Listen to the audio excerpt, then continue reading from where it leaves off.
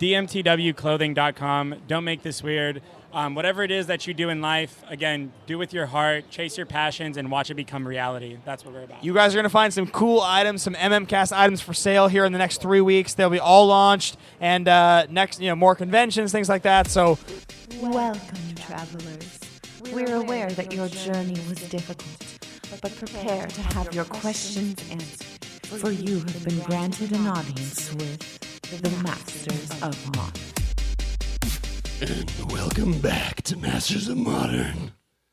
I'm your host, Alex Kessler, here with my co-host, Ben Bateman. What's up, everybody? Who the heck was that guy? It's 4th of July, Alex. Oh, okay. He's more Batman-y, more demonic. You were like a monster there. Yeah.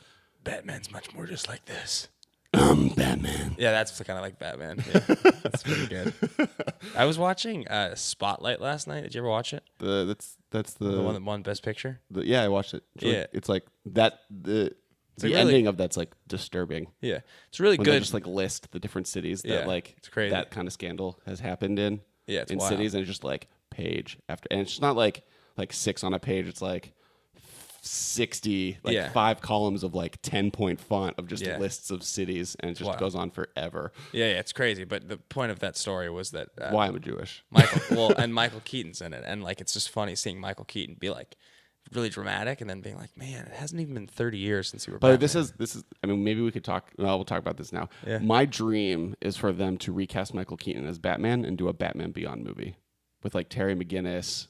With the Iron Man, the old future thing where he's old disgruntled Batman with the badass dog, and he's that'd be maybe the best thing that ever happened. If anyone knows Michael Keaton, please tell him. I know him. I mean, I know him from Main Street. Then make this happen. I couldn't be like, hey Mike, let's talk about a movie, but I'd be like, hey, what's up, man? Good to see you. I probably met him 4 or 5 times. Could you be like, hey, you should do a Batman Beyond movie?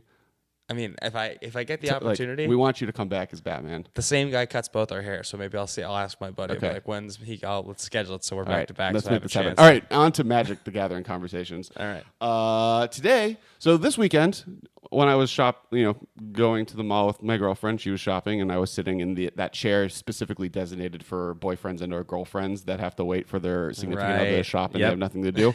I decided to ask a bunch of thoughtful questions to the internet, and then after I released 20 and about 500 different tweet interactions, I was like, oh wait, maybe me and Ben should answer these questions on the podcast. I literally thought the podcast was on fire. I thought there was I was getting so many notifications on my phone. I had no idea what was happening. I was like, why is my phone exploding? And then I noticed that Kessler had decided to stir the pot and stirred it and cook something. And there's a lot of I cook something great. There's a lot of really interesting things. People had a lot of interesting things to say. Oh, is this going to be your spark? It's not, is it? No. Okay. Anyway, we have a bunch of fun things. He asked all these cool questions, and the point of this episode is going to be we're going to be answering the questions ourselves and then also reading some of your answers as well. So it's kind of like a mailbag episode, but don't get discouraged if you're like, I wanted a Sweet Modern interview, because there's a lot of really, really interesting stuff here that, these are all questions that you might find yourself being like, oh, I wonder what I would say there. So anyway. So on that note, if you have a good answer, please answer it on Twitter. And speaking of Twitter, we're on Twitter. Twitter. Called a segue. Nice. Yeah. It's good. We're on Twitter at theMMcast. We're on Instagram at theMMcast. We're on Facebook. We have a YouTube channel. It's /topdecking. You can find all of these episodes now with imagery. Our good buddy Mike Clary he's producing, I guess, on some level this show. He's producing the video for sure. Yeah. Video producer. We have a team. We have an intern. It's pretty cool. Yeah. We're growing, guys. We're growing, and so those are up on YouTube. Also, we have a sister podcast, The Command Zone. We do Commander content. They're on rocketjump.com, just like we are. And last, of course, we're on Patreon. It allows us to make super sweet content for you guys and expand like we're doing. If you guys donate even a small amount, there's a bunch of that producer guy who's doing videos on the YouTube. It's from the and Patreon. That intern. Yeah, that's less from the Patreon. Yeah, well, and so anyway, you guys, there's different levels. You can submit deck techs. We'll do them live on the show every few weeks. There's a swag box option where you guys get sent cool things. Yeah, last month people are getting, it's like a Magic Origins, if you will, of Kessler Ben Bateman's personal music album and Top Decking Season 1 DVD. And also a pack of Modern Masters. Yeah, Modern Masters 2. It's a little interesting box of cool stuff. And then there'll be another cool one coming. And then last, of course, and we talked about this at the top of the cast, but we are working with some guys from DMTW, which is a lifestyle brand, a clothing brand. Don't make this weird. They're awesome. We have a merch store launching very soon. We're like right on the cusp of this, and check those guys out. They do great stuff, building communities and lifestyle stuff within their communities. So they're working with us. Let's get to the show and talk about these questions. All right, what's the best deck in Modern? The best. I'm going to start this where I started. This is I'm going to go in order of questions asked on the internet. So I think it's like. And no, you have to answer with what's the worst deck in Modern as well. So it's a hard question because like you say that, but like you have to. The context of that question is really important. I feel like if you say just what's answer first and then qualify. Well, no. What I mean is, if you want to say what's the best deck in Modern on a given week, that's an easier question. What would I play right now? Obviously, at different times, the best deck in Modern has been banned. But I think if you were going to say what's the best deck in Modern, period, always legal and consistently legal, Affinity is the best deck in Modern. And Affinity, I would still say, has a strong argument as the best deck in Modern because it's the deck that you can show up to a tournament with and most likely have a real shot at winning the tournament with zero idea of what the metagame is. That would be my answer. Okay. I think it's Collected Company. It's the Abzan combo. and Coco. Yeah. It's so resilient.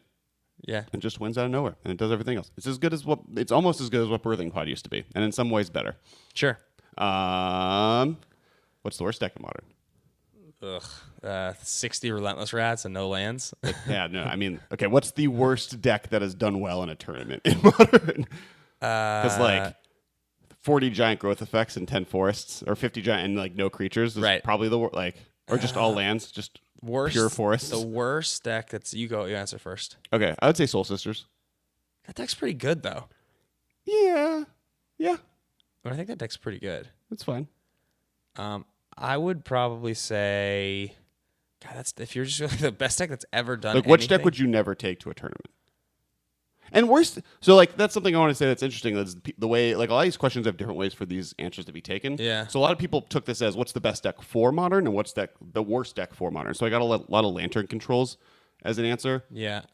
Someone answered with Jund in the sense that it's the biggest barrier to entry because it's like the most generically good deck while being one of the most expensive decks possible in the format. So there's different ways to take this. I picked Soul Sisters because it loses the Anger of the Gods, which is really good right now, mostly due to that first deck that I said was really good. Yeah, I mean, I think I'd probably have to say something that's just easily hateable, like.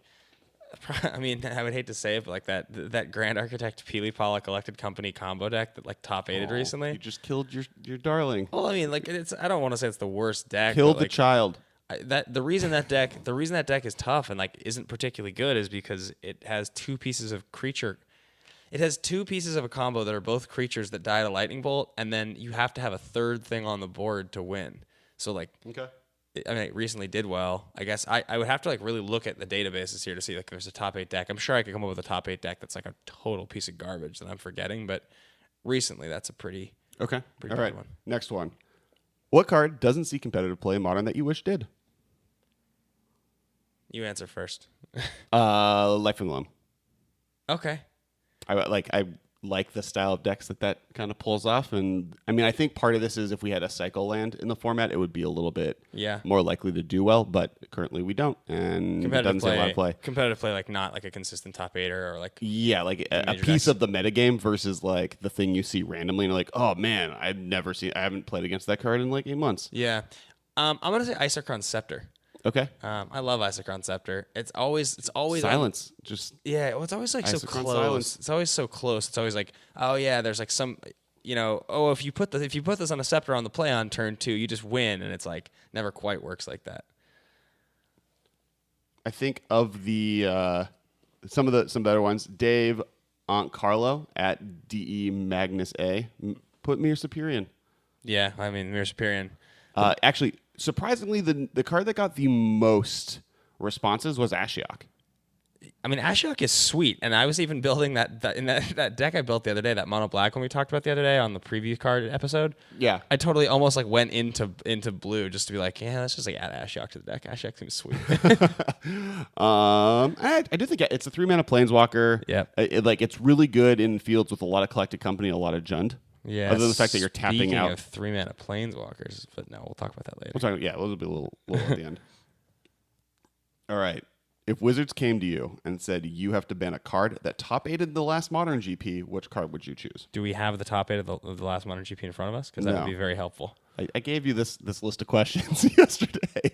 I can answer mine. Just pick a card. It's just the point of that top 8 qualifier is you can't just be like, well, I don't want them to ban a card, so let's ban Giant Growth. I'm going to keep going to Giant Growth. But like some random card that doesn't affect the format. Sure.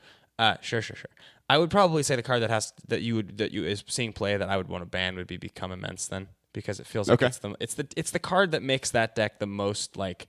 It was already a good deck without it, and now it's kind of degenerate. That deck was already super competitive. So like Become Immense is the deck is infect for people that are confused. Become Immense is the card that you shrug your shoulders and you're just like, really? And all of the other like major delve spells have been banned. I mean, the creatures seem to be okay because they all die to terminate, but. I don't disagree with Become you. Immense in the context of what it represents in a normal game of Magic is 1 green for +12/+12. That's not fair. Can you guess what my answer is? No. It rhymes with Mud Doom. Oh, yeah, sure.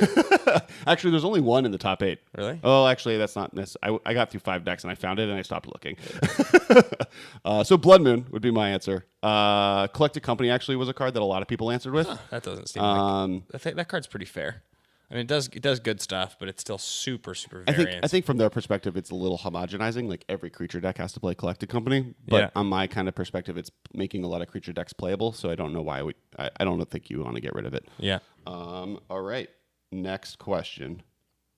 It would be great if you were reading these in the order you sent me the list. That would be. I'm reading them in the order that they were tweeted, so I can see people's answers. The answers. Okay. Which card would you pick if that card had to be a 4 of in every Modern deck you played for the rest of your life? Which card would I pick if it had to be a 4 of? I feel like this is similar to the what card do you always want to have in your hand question. They're similar. This is different though, because this is for now on your decks have to be this. Have to always have 4 of this. Yeah, like the one in your opening hand. Like theoretically, you don't have to play. You just get to have that in your opening hand if you want it. It's slightly different. Yeah, I mean, I think if we're going cards that are still legal in Modern, I just go Serum Visions. Just like I have Serum Visions as my pick. I think there's a few good choices. Bolt is a decent one. Any of the fetch lands, but like I kind of thought that was like cheating. It's just a cheap answer. A lot of people pick Snapcaster Mage, but that's my answer to the other question. Okay, and then I think Bolt and Serum Visions are probably and Thoughtseize, but I think Thoughtseize is a better answer to the other one. All right, so let's go to the other one then. Well, I'm gonna say what people said. Any of the good ones. A lot of people. Gitaxian Probe was an interesting one. Yeah, I mean, I love Probe. Probe is such a free roll. Because it's a free roll. Yeah, it's the least limiting on what deck you're playing, because worst case scenario, you just have a card that's okay in a deck that you're going to lose some life with it. Right. The weirdest one was someone said Ensnaring Bridge. Cal Sinan at Zor 666. And I was like, that'll make your deck very specific forever. I wish somebody said something like a really, really weird, like Calciderm or something like that. I got nothing. All right. You get to choose the next card Wizards unbans, and if it fails to top 8 the next Modern GP, you get $1 million. Which do you choose? Yeah, this is a hard one. I saw this is one of the ones that I was reading when I was looking at the interaction. Somebody said Summer Bloom, and I thought that was really interesting because it was Austin Bach, I think, said Summer Bloom. Oh, did he? Was it Austin? I thought that was a really interesting answer because, like, yeah, chances are if you unban Summer Bloom, like, maybe, but like it was legal for so long and it had so few actual but that had to top do with eights. people not realizing the deck. Yeah, but even at the end when people did realize, like there was like once that it put 2 in a top 8, but it was never like 5. It was never like 9 out of 16. Like it was like of approach. Sure, but it had a pretty consistent placement in the top 8. I think. I mean, if the world wasn't aware of the $1 million challenge and like wasn't incentivized to play the deck for that reason, there's a lot of people that be like, oh man, I get to play my deck again. Like all those people that played it would play it again. A lot of pros also were like, it's wrong not to play this deck. Yeah, I still think that's probably my answer. Summer Okay. Bloom. It seems like a reasonable bet.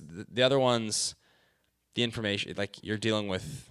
I think there's some cards that are. I think I have the correct answer, and I think My other answer actually would be Dread Return, and it would be because it's another example of it's just a card that's in the graveyard that can be removed by graveyard hate. Well, and that's one I think also gets hit by more than even Summer Bloom, because I think Summer Bloom is harder to hate out. That's a card that I think gets hated by immediately after an unbanning PT ban syndrome, which is, when Wandacottle was unbanned, everyone's like, well, I should be able to beat Zoo. If I Right. can't beat Zoo, then that's a problem. So, like, it didn't do well. And Dread Return should be like, oh, I just need a decent amount of graveyard hate in my sideboard, no matter what this tournament. Mine is Tree of Tales. You just think you unban one artifact? The land? one green artifact land. That's such a cheap answer. It's the correct one. I would guarantee get that $1 million. Ugh. If I wanted to risk it a little bit, I think either Second Sunrise or the Storm Seething Song both kind of have a chance to, like, I don't know how good Storm is right now in the format. Maybe Seething Song puts it over the top. Second Sunrise, I definitely think. I think Eggs is like a weird deck that I think doesn't necessarily. I think if you unban Second Sunrise, like I think Eggs very, very likely top 8s because that deck is incredibly hard. It's like Summer Bloom, except it doesn't require you to have like those pieces in your opening Eggs hand is as much. easier to hate out than because you like Eggs. You can have graveyard hate. You can have any type of rule of law effect. Yeah, maybe. I don't disagree with you. I mean, Tree of Tales is the answer if I want to win that $1 million. For the record, guys, This isn't what I want to unban. It should be plainly obvious that one of us wrote all of these questions and had a weekend to think about the answers, and the other one got the questions late at night last night. I mean, you could have also looked at the Twitter that we both have access to. I did. I looked at it, but I'm saying you clearly wrote and interacted on all these questions. Hey, I should be being applauded for Celebrated writing for that? all of these out and then sending them to you I as a think good producer for this podcast. I think they're great. Well, sorry. You are given the choice to unban Jace, but if you do, you are banned from ever playing it yourself in a game of Modern. Do you? No. Why on earth would anyone answer yes to that question? Well, You're talking about. I mean, the probably- question is interesting because it kind of forces the hypocrisy of people wanting to unban Jace into the open. That's what I kind of wrote it as, in the sense that the only reason people want to unban Jace is so they get to play with it, because Jace is fun to play with. But when you really think about it, is Jace good for the Modern format? No, it's not, and so you shouldn't unban it. I just think that that's an absurd question because why would I would answer no on any question, any card, any single card. Even if I wanted the card healthily So in the if format. I said this card would make the format the best, this will be good for the format, you would say, but you can't play it, you would still not let it be unbanned? I mean, okay, so if you're saying like for the greater good, like, Yeah. but then they're essentially saying so you're willing to quit playing Modern then because like I don't want to play in a format where I don't have access to every card. That But seems if ridiculous. Jace is, first off, that's kind of the point, is if Jace is unbanned, it's going to be expensive enough where there's a significant amount of people that won't be able to play him. True. So it can't see enough play where it becomes that ubiquitous. So the point is Jace healthy enough to unban? The answer is no. No. Because you would need to be able to play with it. So okay, I understand that now the nature of the question a bit better. In this particular case of Jace, he is not a healthy unban. Sure. No question. Is there any other other than the ones we just mentioned of the cool cards on the ban list? Bloodbraid Elf, Deathrat Shaman, Stoneforge Mystic. Any of those that you think would be healthy for the format, but you'd be fine not playing them ever again? I mean, I think. Or do you think it would be okay if people weren't be able to, like, because a lot of these cards will be expensive? Yeah, I mean, like, okay. Like, it would be hard for me to say this yes to Stoneforge Mystic, even though I think it'd be okay in the format. Yeah. I probably could say yes to Bloodbraid Elf. I think Bloodbraid could come back. We've talked about that before, and Bloodbraid wouldn't be too expensive. I actually think that your point you make is really interesting about one artifact land. It would be a weird choice for them to unban one artifact land. Sure. But, like, I don't know if it would be... I mean, I guess it just makes Affinity better. I think... So it depends. So Affinity becomes a little bit more glass cannony because they have an extra artifact that can destroy and wreck them. That's why I said the green one, because really the best thing Affinity gets out of the green one is Tarmogoyf. Yeah. Tezzerator decks get a better access to splashing green, which is good because Abrupt Decay is really good for them because they need to get rid of Stony Silence. Yeah. They also just get another artifact land to be able to hit with like Tezzeret. Yeah. But then it's another colorless land, so that is an issue. So there's arguments for it. I think it does something interesting. I think the blue one by itself would be really cool. Yeah. I think it might be a little too strong, but I think it does a little bit more. Yeah. There's more versatility with it. Or the red, the blue or the red one, I think offer it does cool things with other cards. Yeah, that's a good point. How many of the cards left on the ban list at this point are like absolutely no question should never be legal in Modern? Like, there's a few of them. There's like Skull Clamp. There's like the Mox. Yeah, Chrome Mox. I was actually looking at Hypergenesis, and I decided I don't know how bad Hypergenesis would be in the format. Yeah, I mean, there's only a few. Cascade and the Emrakul, but they'd have to have Emrakul on their hand. That's a turn 3 play. Somebody suggested that you could unban GT. I don't think you can unban GT. That card's absurd. I think the card's busted. Yeah, with Splinter Twin gone, GT seems too good. The problem with GT that a lot of people don't realize is that it triggers off of dealing combat damage. Well, I think the person realizes it. I'm sure that person does. I think a lot of people don't realize it because they haven't played with GT because it's never legal in Modern. But what they don't understand is that the creature goes into combat, even trades with another creature, and now the GT has 2 counters on it. Well, that's I think the more broken thing. That the counters go on GT. On GT, exactly. And then you can remove them even if the creature's dead. Yeah. So it's just like this really... I mean, also, like, for the record, I feel that playing against GT is the most unfair thing in the world because I play one kind of deck in every format, and all of the decks are like a bunch of decks with like 2 and 3/1 flyers, so like they all get wrecked. Here's the deal. I've played a bit of Legacy, and in Mono Black Pox, a deck that shouldn't have a problem with GT was one of the scariest cards I could see across the table from me. Yeah. In any of the creature decks I've played, GT is one of the scariest cards I could see across from me. In Miracles, GT is one of the scarier cards you can see across from me. Just because there's so many things that card does. Miracles is probably the least scary because you have infinite termini, but it's still a problem. Did you just say infinite termini? Isn't the plural of terminus? I don't know if there's a plural of terminus. Well, I made it up. It's termini. I don't think there's a plural. Let's move on. All right. You're guaranteed to win the next Modern GP regardless of deck choice. Which deck do you play? Do you have to answer this with like a real deck? No. Actually, no. You can any deck you want to say. You automatically will win it no matter what. Superior Burning Cocoa, hands down. Yeah. The point of this is there's a lot of tools. First off, you're going to win a GP. So, what deck would you be willing to spend 15 rounds going, knowing that you're going to win? Like you get to be the most relaxed you want to be for that tournament. You're going to have the most fun. 2, what deck would you want to build a name for? By winning a GP with a deck, you automatically make it a piece of this format, even if maybe it doesn't deserve it. For at least a couple months, people are going to think it's a good deck. So there's definitely a lot of different reasons to kind of want to do this. I picked Dredge for similar reasons to supporting Coco, which in the sense that I would just have the most fun all weekend dredging, like playing Dredgevine, because the way that deck plays is very fun for me. Yeah. A lot of dirtling, and then I win. Yeah. But yeah, that was my answer. Yeah, Coco for me, just because it'd be so shenanigans to see people like everybody sporting like a play set of Spellskites and a play set of Mere Superiors like all weekend. By the way, I think Burn is technically the correct answer. If you want to be technical on correctness for this question of if you want to win a GP, just because you get the most breaks in between rounds, so you get to kind of just hang out all day. Well, I don't know if there's a correct answer for this, but just quickly for those of you Minotaur Tribal was my favorite answer.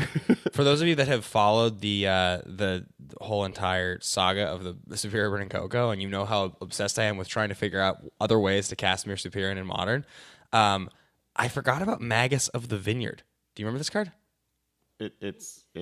So at the beginning of, so your opponent gets the 2 green first if you play it on turn 1. Okay. They have to have some way to use it.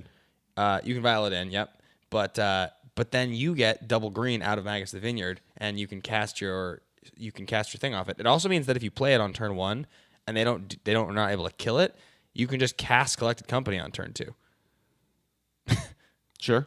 It's actually it seems stupid because you're giving your opponent mana before you ever get it. They also might be able to cast Collected Company on turn 2. If they're on the play. On the play. Well, you wouldn't have it in play yet.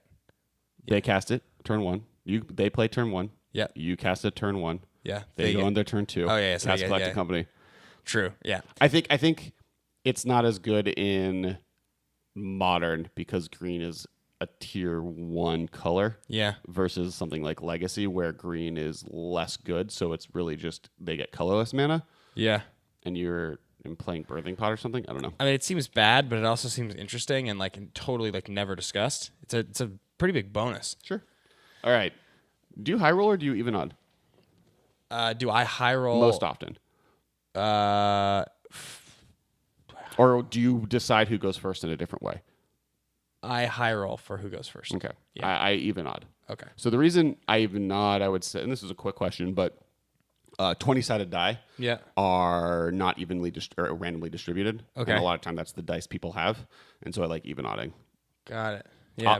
People try to roll spin down. It also is a lot quicker because you just roll it and then you're done and then you move on. I always roll 2 6ers. That's my. But then 2 people have, and then you have to count. Yours is the longest one. You have to do math with yours. Oh no, I started retweeting people.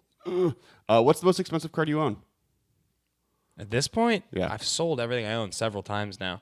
I think probably the most expensive card I own, it can't be much more than like $100. Like, I mean, maybe, I don't even know, Vryn's Prodigy or something like that. Maybe. Okay. I think, do I have a Mind Sculptor? I might have a Mind Sculptor now that I think about it. Okay. Can't really remember. What about you? It's a Comic-Con exclusive, Jace Vryn's Prodigy. Jace Vryn's I looked it Prodigy. up. I have like a foil Scalding Tarn and a foil Snapcaster Mage, and both of those are kind of like in the 200 range. Yeah. But yeah, that's by far just like the next level up. Before- I don't think I have an Abyss and I have another Void, but I think both of those are still in the 100, 200, like they're like $200. Yeah. I think like just that Comic-Con exclusive is just worth. Yeah, I think before I sold my collection, when I had a Legacy deck, I had like a revised Underground Sea. Okay. And that was probably at the time my most expensive card. I think. What's the least expensive card you own that you love the most? Oh, that's a good question. I saw this one. I thought a lot about this one. I mean, it's probably some stupid common. That's probably some stupid common. I don't know. I would have said before. It doesn't have to be the least like a card that's not. Yeah. You know what I would have said before is the full art game day Superior promo, the foil. Except that I think that's gone up now because I think people have been trying to play that card. Like I think there was I think when we were talking about it a lot last summer, there started to be more interest in general. I think people were trying to Have build we with it. affected the market? Like, I don't think by much, but like I just think that it's been long enough since that card was printed. Sure. And people are like, oh, this is kind of interesting with Company, and it's a little interesting with Vial. So Right. I think it's like maybe $1 or $2 as opposed to being like a quarter. I think $1 or $2 is. I think when within, if you can pick, I'd allow that as a card you picked. yeah, I think that still would probably be my. I mean, the thing is, a lot of the cards that same thing with Architect, it ended up going up in price. Architect used to not be worth anything. Sure. Mana Tithe or not Mana Tithe? Sorry, wrong. Just Tithe. Straight up Tithe. Is that not worth anything? It's like worth like 10 cents. Oh, really? Yeah. Oh. For those who don't know what Tithe is, because it's not a modern card, it's 1 white. Yeah. If you can search your deck for a plains, but if your opponent has more lands than you get 2 plains. Sweet. I pretty exclusively play it in EDH. It's on the reserve list of all places to be. I also- but I have a really sweet full arted one. Yeah. I also have a handful of another card. A lot of these cards I love have gone up in price. The same thing with I had the FNM promo Tidal Scholar foil that I had bought at one point for $1. That was so cool, and like now that's like I feel like that foil's over $10. That was what's really hard about this question is like there's a lot of cards I love, but I'm like, oh, that's not cheap. Yeah. I guess I have like an original playset from drafting Zendikar of Hedge Crabs. Yeah. That I definitely just like will have forever and love those 4 things. And Yeah. they're cool. Actually, he shows up later in this conversation. Yeah, I'll bet. The other answer I was going to give was there for Highlander. You know, we because we try to foil out our decks. That's the point. So you end up looking for what's the coolest foil version of a card. Sometimes you'll look and you'll be like, oh, I would like to get this, and then you're like, wow, it's only like $1.50, and you expect it's like $12.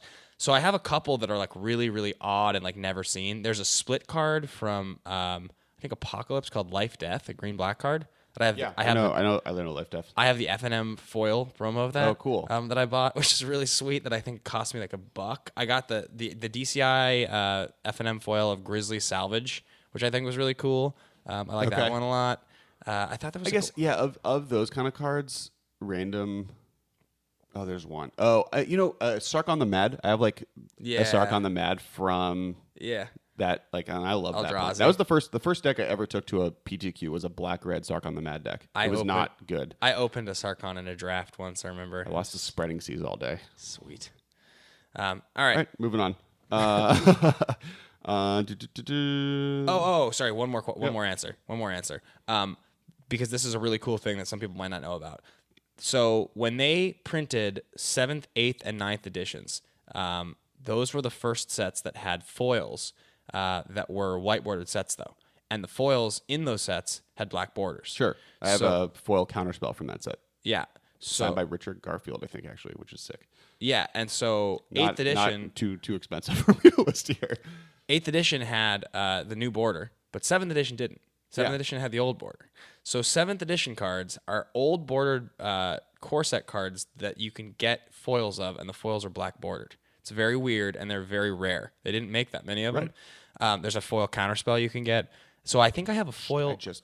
we just mentioned that. What? You weren't paying attention to me. Just right now? Yeah. You just said it. I said I have a foil counterspell from that set. Oh, it's signed by Richard Garfield. Just right now. Yeah, I had a stroke just right now? Didn't. That's insane. That's amazing. All right, continue. I'm glad you pay attention. And I have a foil opportunity that I bought. Oh, nice. Yeah, it's different art. Cool. That's the other thing. It's the only time they ever use this weird art. I guess one of my favorite cards I own, period. It's hilarious. I do have the foil time stop from 10th edition that has no reminder text. Yeah, there's a foil time stop from 10th edition that has no reminder text. Just kidding. God. All right.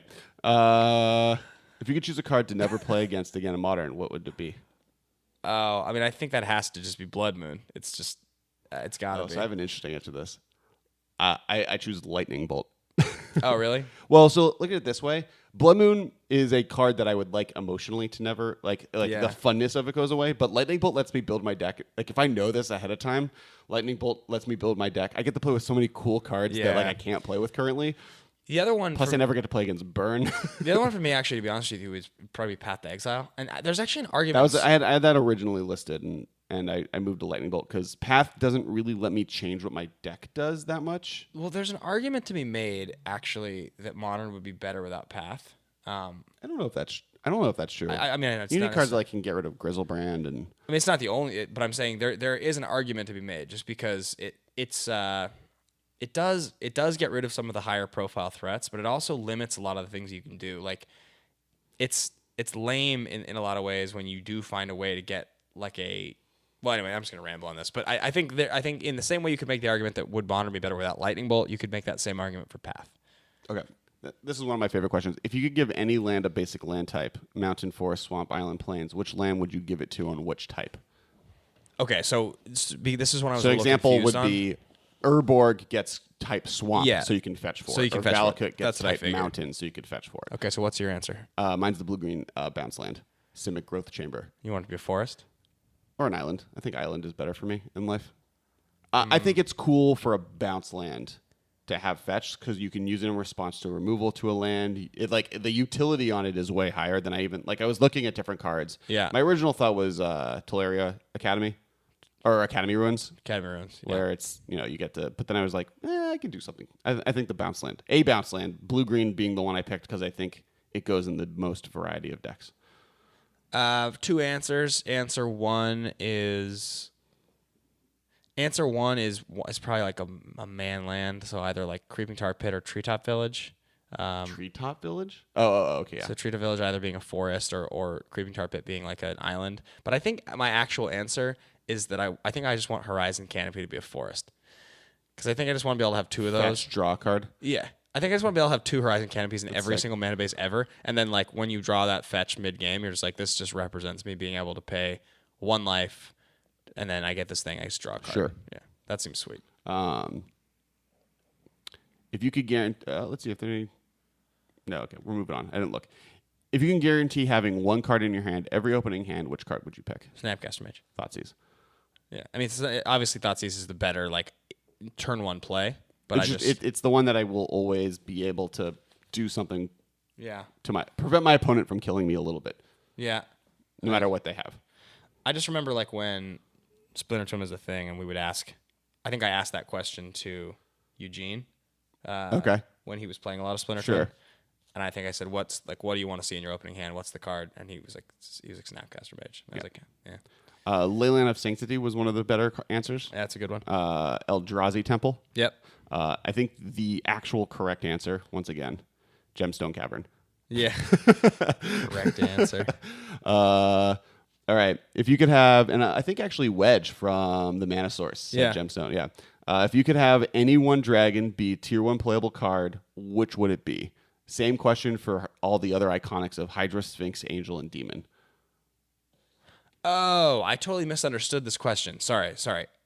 So you're saying if Any dragon any dragon be a tier 1 playable card? is like the funness of that card is now a tier 1 playable card. In the I thought format. you were asking which tribe of which of the iconic tier 1 tribes would you want to be a tier 1 tribe? No. That's okay. I can at least. Do you want me to go through mine because I have my list? Yeah, go through All your right. list and I'll see if I can quickly match you because I think I probably. And I tried know. staying away from alternate color versions. Like I don't have originally I had Skithiryx as my dragon, but I was like, it's kind of not working with. Then black gets two. But Malfagor, which is the closest to not following this rule. He's a demon. Well, he's a dragon demon, I guess. So you're I guess saying he that is for half demon, or you're saying that for dragon? Dragon. All right, let's get back to dragon. Bizzle Persecutor for demon. Okay. 6/6 for 4. You can't win the game. I think it's a sweet card. I think Yep. it's close too. Consecrated Sphinx for blue for Sphinx. Yep. Why not? Hooded Hydra for Hydras. Hooded Hydra. Yeah, it's the one that makes a bunch of snake tokens when he dies. Yeah. And you can manifest him, and it's sweet. All right. Admonition Angel is probably the most oddball, and that's one that has landfall, path to exile, or You're choosing exiles some- of things. Choosing some weird answers here, I buddy. know. Oh, I guess. Yeah. Okay. And then Avarice Dragon, if I had to not choose Malfagor, because Malfagor is sweet, but Avarice Dragon, Yeah. which is the 4-drop red one that you discard your hand, but then you draw 2 cards at the beginning of your turn. Sure. It's a 4/4 for 4. Which, I would say of those, that and Abyssal Persecutor are probably the closest to being playable. Yeah, Abyssal Persecutor is pretty close. I mean, it was never legit in Modern, but it's been. Sure, and part Legit of this in its part of time. this question is the effect and the card is cool because who cares? It's playable. You're not saying what do you think is maybe playable. You're saying this card is playable. So you don't have to be as beholden to actual power level. Right. So what we're gonna do for my answer on this one, because I'm being put on the spot here, is I will answer this at the end. Okay. I'm gonna sort of peruse here while we're talking and All make right. sure I can see if I can get 5 that I'm happy with. Oh, sweet. I like that card. All right, that's my Some other answers: Dragonlord Ojutai, the card's really sweet. Alashat. I can't say this. Ulashit. Alashat. not there's sure. no I. Okay, the Hate Seed. Oh yeah, Ulashed, the hate seed. Oh, okay. Yeah. Uh, So it's Sphinx, Demon, Dragon, Hydra, Hydra, Angel. Okay. Kalini Hydra, which is the Yeah, that card's sweet. really all of the devotion. Yeah, that card's good. All right, moving on. Oh, actually, the best answer, this is from Jonathan Wilson, is Chameleon Colossus, Chameleon Colossus, Chameleon Colossus, Chameleon Colossus, Mold Demon. I like Chameleon Colossus. I just tried fitting a Chameleon Colossus, a one of Chameleon Colossus, into my zombies deck with the black Relentless Dead. Oh, okay. Because I figured it's if you discard it to your Lilith Troll or to your Fauna Shaman at some point, and then mid game when your Relentless Dead dies, you're just I have mana. Sure, I'll pay 4, and I get back. Oh, cool. Okay. Yeah. I don't hate that. Next question. If you could eat an animal depicted on a magic card, which card would you pick? If I can eat an animal depicted, what's the new donate that has cats on it? What is it? You would eat- No, just kidding. Wow. It's messed up. no. Everyone, Ben likes eating cats. I'm actually allergic to cats. I couldn't do that even if I wanted to. Maybe like Brindleboar or something. Okay, I was thinking some boars. I went with hedging crab. You just want to eat the crab? Yeah, I love crab. Giant. Is there a giant crab card? Yeah. There is, right? Oh, giant crab. Yeah. That's just a card. A giant lobster or something. Yeah, that's also a card. That's the best. All the seafood. It's definitely an easier to get to seafood kind of deal. Any other good interestings on this? Free range chicken. Oh, that's good. Giant tortoise. Oh, yeah. I actually got a lot of blessed unicorn. Lots of people want to eat the unicorn. And I was like, well, because in Harry Potter, I don't know if I don't know how much you Harry Potter. I guess I don't. I think we've like ever Harry talked about- Potter, but- all right, but like the first one is all about like Voldemort's eating unicorn. It's like turning him into Yeah. like a monster. Okay. So no one reads the warnings. All right. And someone actually did say Brindleborg. Sweet. So there you go. It gives me life and meat. Yeah. you have to get dinner with you get to have dinner with a planeswalker. Which one do you get dinner with? It's a tough one. It's a real hard question to answer. Yeah. What's your answer? I picked Karn. Yeah. I think he'd be a nice guy. I think he'd have a lot of interesting stories to He'd tell. be very wise. Yeah, he'd be a cheap date because he doesn't. I don't think he eats. He's a robot. Yeah, I mean, so I like that as an answer. My thought on this one was I had a couple, right? So I'd like to think that Tezzeret would be a rad dude. I'd like to think He's that. got dreadlocks. Likes to hang out. Yeah, but I really don't know, and like he's like a little bit unpredictable. At the same time, I'd like to think that Jace would be a cool dude, but he might just be super emo and just sit there and like not talk very much. Also, it'd be really awkward because you'd be like, oh, this like you'd like think of like things that you wouldn't tell a person, and they'd be like, oh, what did you say about me? Yeah, so both of those, I'm just sort of like I'm not really exactly sure. Chandra would be fun. Chandra was on my list because the food would always be warm. My final thought was it's got to be a Johnny. It has to be. Oh, John be sick. Because Johnny is basically getting to have dinner with He would Obi-Wan also he Kenobi. like, definitely has Jorah the Andal's voice. Yeah, exactly. Right? So I think a Johnny Vengeance is the one that I'd want to have dinner with. Okay. Because at that point, he's got one eye, or he's always had one eye, I guess. Yeah. But at that point, he's pretty like... You want Mentor of Heroes where he'd start teaching you stuff? Yeah, I mean, I did think about he'd give you a lightsaber. the older one who like seems like he has a cane, kind of almost. Yeah, you get a magic sword out of every meal. Yeah, I think a Johnny's. I like a Johnny. Johnny's I think sick. it's the correct answer. Okay. I think it's the correct answer, Khaleesi. You could do better. Yeah. I've heard you do better. Yeah, okay. You need to be more gravitas. Yeah. Like down in the throat. All right, save it for later. I'm Jorah the Andal. All right. How many of our listeners have we lost in this episode by now? Just like, what are you guys In the doing? real world, you gain the ability of a single magic card. Like you actually gain the power as a like a superpower. Which card would you choose? Like a keyword or what? No, you get to do the magic card. Like I have a lightning bolt or Yeah, you get to shoot lightning bolts if you choose lightning bolt. man. I mean, part of me just wants to be like, all right, levitation. I just want to be able to fly. Like, Sure. I mean, the card doesn't have to be good for you to pick it. yeah. I mean, that's probably my initial. I'll see if I can think of that. It's like teleport is one a lot of people said. Yeah, I picked fire ice.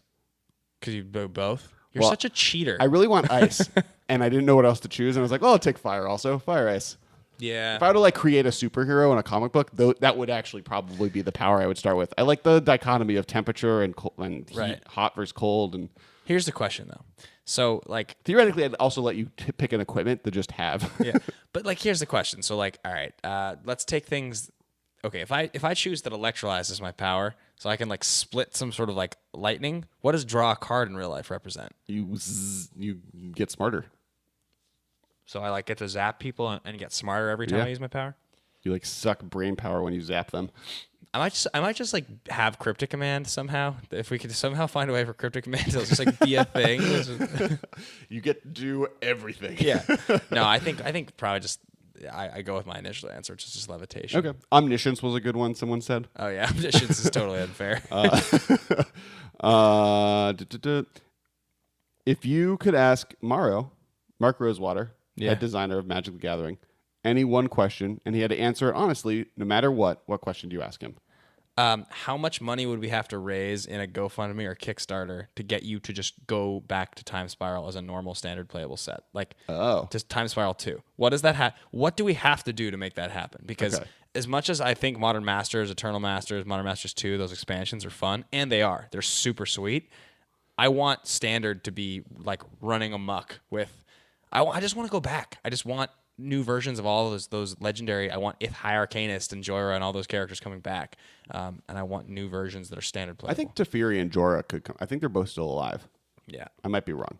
Mine was what are the themes of the sets in your 7-year plan? Because he has 7 years. So planned Wizards have the next 7 years planned out. What are the themes of each set in those 7 years? out. Just because you just can't wait. I want to know. Yeah. Especially if I only know, then I can like do more predicting the future because I know the future. You really believe that you are like you're the called shot guy. No, I mean I messed up on Liliana's oath pretty hard. Actually, but that oath call was actually kind of close. One of the abilities is basically what her second ability is. It's a pretty good oath. I like the oath a lot. The Liliana card I'm less enthused by. If you get to create a 6-color of magic, where would it be located? I like this question. This is cool. I like it it's sort of like I would like there to be some sort of urban cityscape sort of a thing. Cities. Okay. Yeah, something like that. I don't know what the color really is. Purple. Yeah, I mean that's what they've Or said orange. before. Orange. Those are like the two options, really. Yeah, I guess purple if you're gonna go city makes sense, but I'd go with purple, but I'd say glaciers. glaciers. Yeah, I think ice magic could be taken out of red and blue and put into its own kind of thing and given a lot of cool. Blue touches on ice a lot. Yeah, so I'm taking that from blue. I think blue has enough with water and sky that I think someone else could mess with ice. And there's red-ish things to ice that they don't use as much. Like there's the Cold Blast or whatever from that set that I always forget. That's part of Ice Age block, but is in modern. Cold snap. Cold blast. I think I don't know. It's not called Cold Blast. It's called something else. But it's like an ice burn spell. But then also, like, I think blinking can also be kind of ice themed, and like I guess there's color bleed. I guess there is color bleed on every color, so like that's just something that, yeah, sure.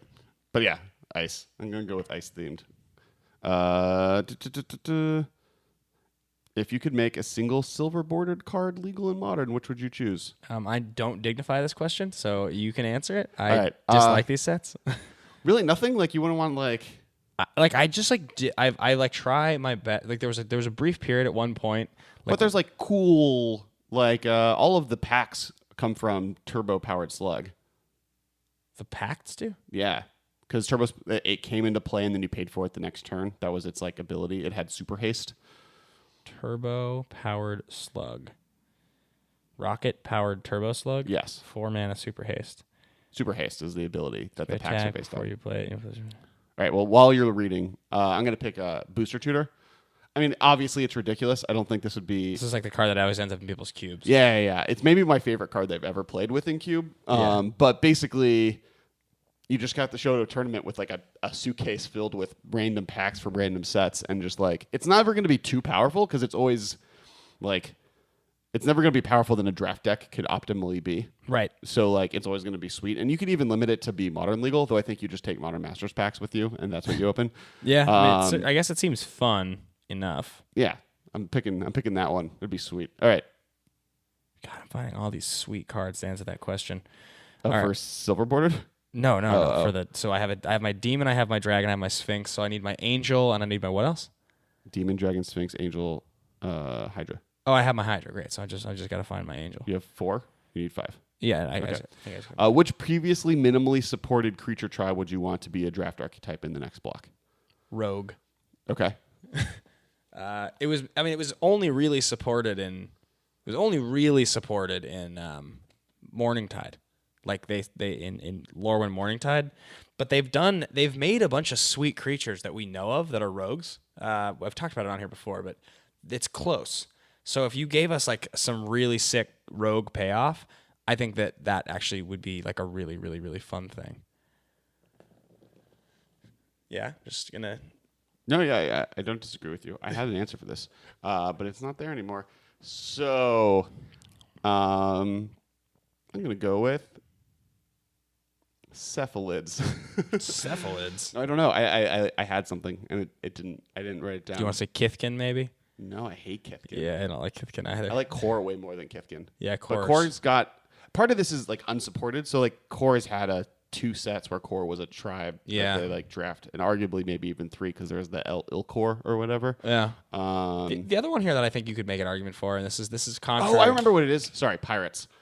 Pirates. When did they go for Pirates? Pirates they've never gone for it. I want them to go for it. They've never even done it. First off, I want to go to pirate themed land. Oh, the other one was dinosaurs.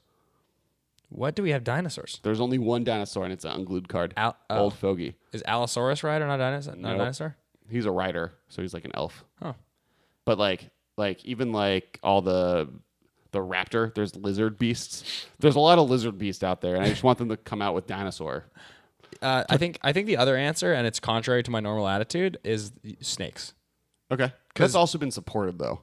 Only once, ever in Sure. Kamigawa. It was That's that's previously been supported. yeah, but like if you brought it back, it could actually. Oh, okay. You're saying Which a draft. previously minimally supported creature type tribe would. Well, in a draft, you're kind of guaranteed some cards that might push it towards playability. Right.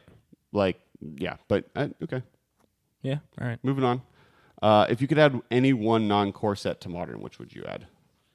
Add any one non-core set to Modern, which would you add? And I would say in the heart of keeping this piece in the heart of the question, also not Modern, like not Eternal Masters, not Conspiracy, like regular booster set. Well, here's the hard thing about that answer, because basically, if you go for one of the really powerful sets that's not in it, you immediately have to ban cards, because you can't add Saga without banning Tolarian Academy and Gaia's Cradle. Sure. Well, but part of this Will and like part of this question isn't which powerful cards would you want in the set. It's which set do you think would be fine, but adds interesting things to the format. That's sort of what I mean. It's like, so there's obvious answers. Like that's in terms of just adding things that are not in Modern that are just like, oh, it'd be so sweet.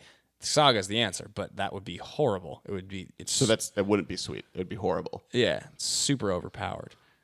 Odyssey was my first inclination. Entomb seems really sweet to have in the format, and maybe too good, because Entomb into Lingering Soul seems like as just a base level pretty sweet in a bad way.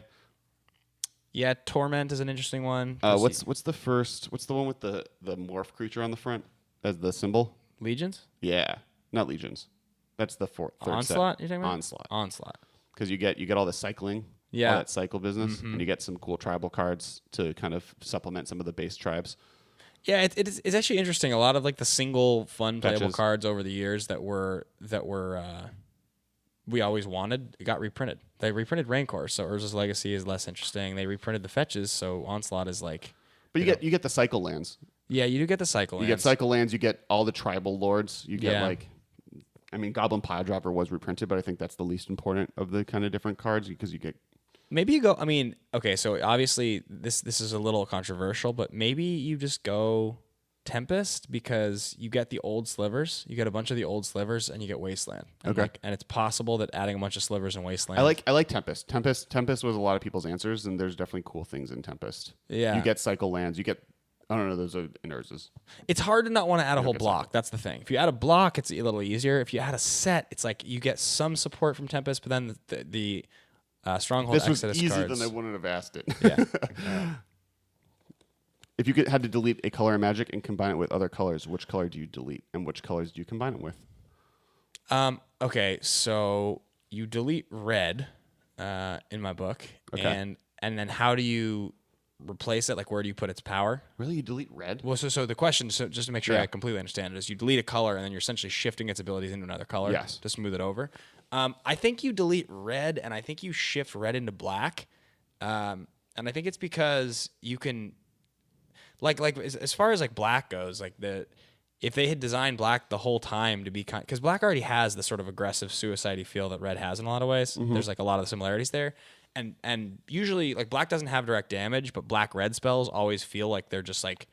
Well, like black doesn't, but it has like what's the difference between lightning bolt and -3/-3, or like there's a lot of drain spells that are damage, like do 2 damage to target player and gain 2 life. Like, Right. So I think that you could. I think that the direct damage effect could easily be shifted into black. The things you miss, like again, black goblins. You could goblins Black could be has black. indestruction. Yeah, that could all exist. What you miss though, it's hard to Blue does a lot justify of the spells dragons. matters. It's hard to justify dragons being black. I don't know if I agree with that actually. Really? So if you look at like Tolkien dragons, Yeah. they're very selfish, hoarding, Yeah. like non-emotion driven, very plotting and maniacal creatures. Yeah. So I definitely can see a black dragons to me make maybe the most sense after. But fire, you lose that. Oh no, I think black gains all the fire. I think fire goes into black. So, And okay. I think actually fire gets split a little bit into green. In yours, I have a different color that I'd get rid of. Yeah. But in yours, green gets a little bit of fire because of like the shamanistic fire stuff, Yeah. and then black gets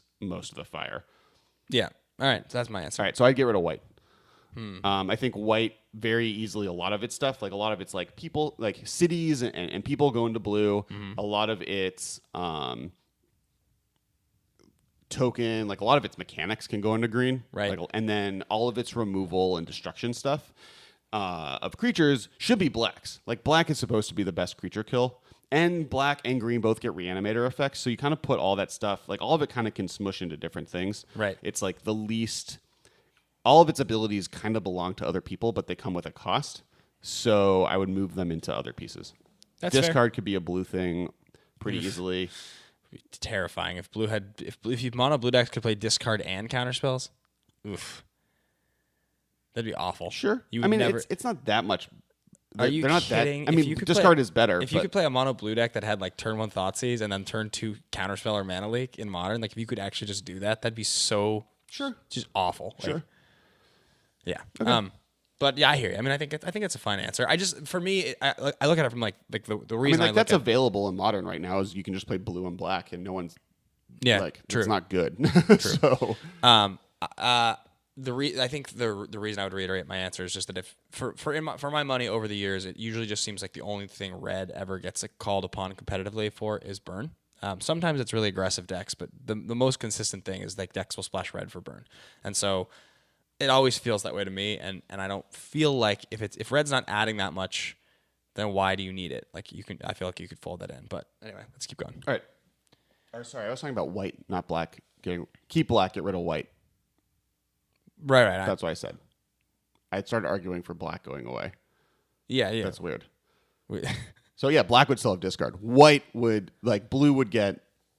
Okay, we're moving on. Yes. If you could give any legendary creature a Planeswalker Spark, who would you give it to? It's a really hard question. I looked it through like the entire list of legendary creatures, and I think I would go Joyer of the Gitu. And I think the reason I would do it, not from a flavor perspective, but from a card perspective, it's obviously I love Joyer. If you listen, you know that. But it's also suspend as an ability is just a very cool ability, and that feels like something unique that a Planeswalker would be able to do. Makes a lot more sense coming from a Planeswalker. Mm-hmm. From a design perspective, when a player opens a Mythic Rare and it's a Planeswalker and it has this ability and it's described, that feels like the kind of thing that you could read from a Planeswalker and you would understand, as opposed to a creature with an activated ability. Sure. Which is harder to kind of wrap your head around. Yeah. I'll give you that as like a minus, and then a plus is some. Okay. The plus is probably like something. The plus would be like maybe the plus because it's blue-red. The plus is like loot, remove a time counter. Yeah. If suspend was like a heavily supported. Yeah. So my first inclination was Geist. I didn't go with Geist because Geist is really similar to Gideon. He's really similar to Elsbeth. He doesn't offer that much. Yeah. And like as a blue-white Planeswalker, I don't like. He's like very Gideon. Zurgo. So I got to thinking, Back to the Future 2. Okay. So in the original Cons Block storyline, Zurgo is Biff.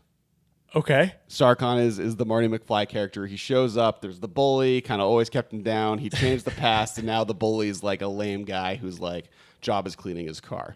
All right. So imagine Zurgo now figures out that there was a time thing, gains his Planeswalker Spark, and starts hunting after Nahiri. And I would love to see that as a storyline. So your answer... I want the Biff of the Planeswalker world. So your answer is almost entirely story-driven. Oh, yeah. Okay. That's kind of what I mean, like as an ability side, like he has cool, a Mardu Planeswalker sounds also pretty sweet. You're a little bit obsessed with making Mardu competitive. Like I always, like Mardu. Mardu's a good color combination. Yeah. You're always having a little obsessed so with making close. Mardu competitive. Yeah. Why is green so good?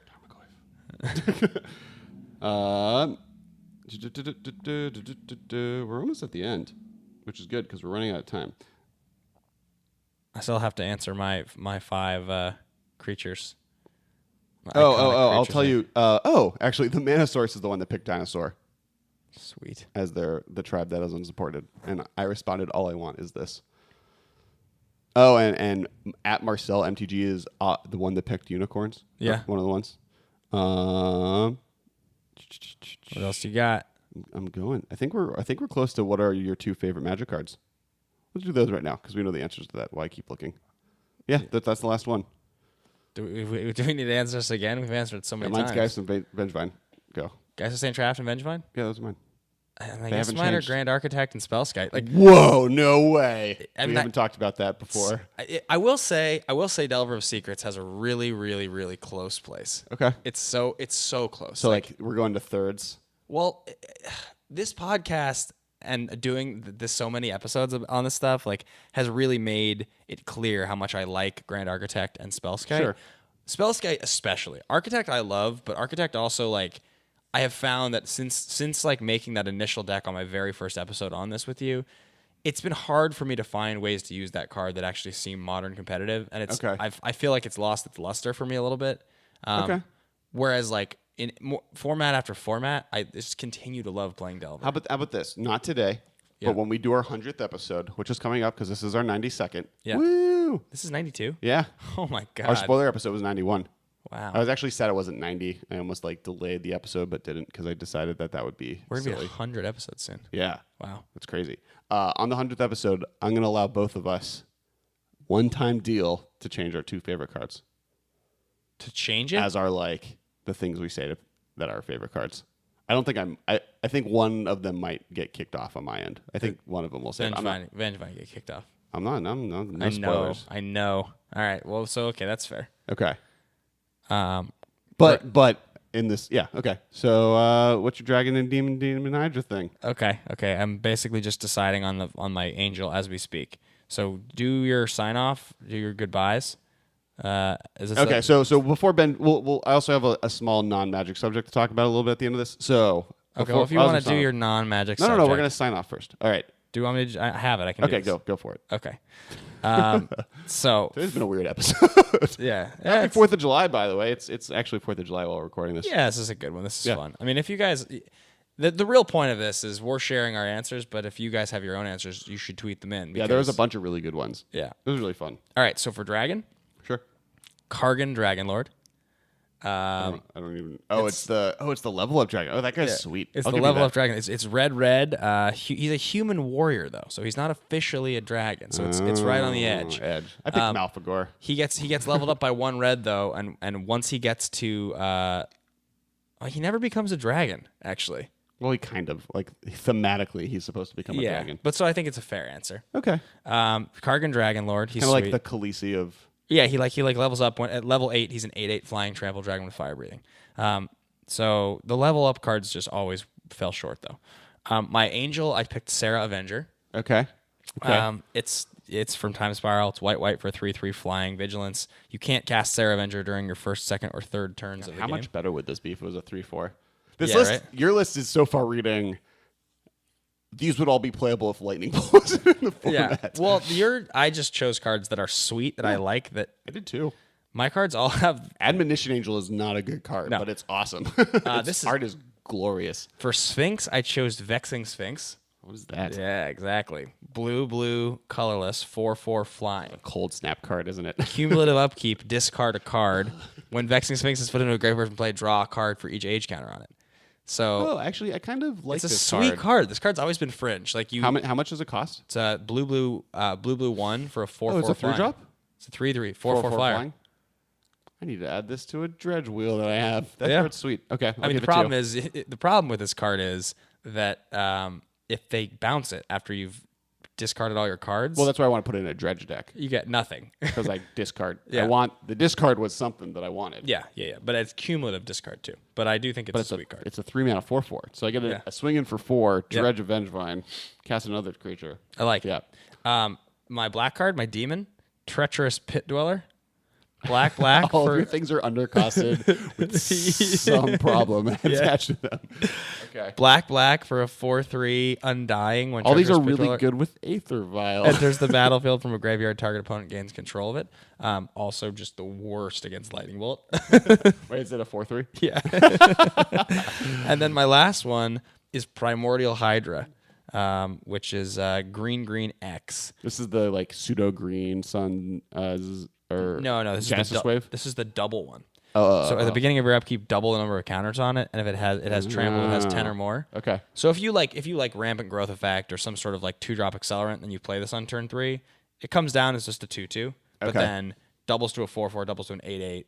Oh, that's Genesis. Okay, I know that card. This card can get out of hand very Yeah, quickly. yeah. Very I think Beyond Hooded Hydra, the second place, and I didn't pick it because I actually thought it might be too good for me to pick. Yeah. Was Genesis Hydra. It's too good for you.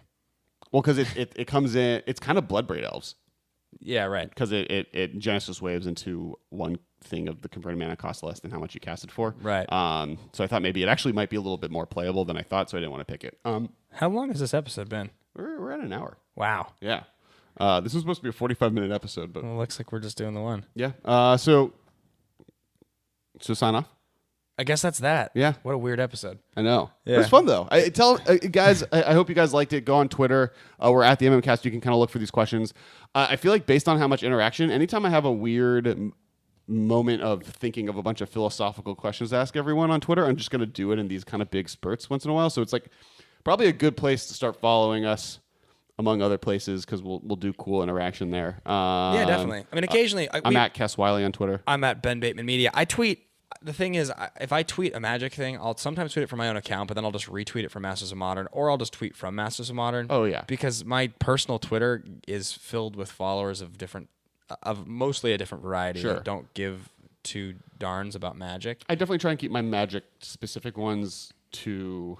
The only time I start tweeting about Magic from mine is when I realize I'm like arguing with a lot of people about stuff, or like Yeah. I'm starting an argument. I'm just like, I don't need to put that onto the MMcast Twitter. In the last poll I did of my Twitter followers, about 15%, or I think something like 10, just over between 10 and 15% were Magic followers. Okay. So there's at least a portion. Yeah, yeah. But it's better, if I tweet than just retweet from the Masters of Modern account. All right.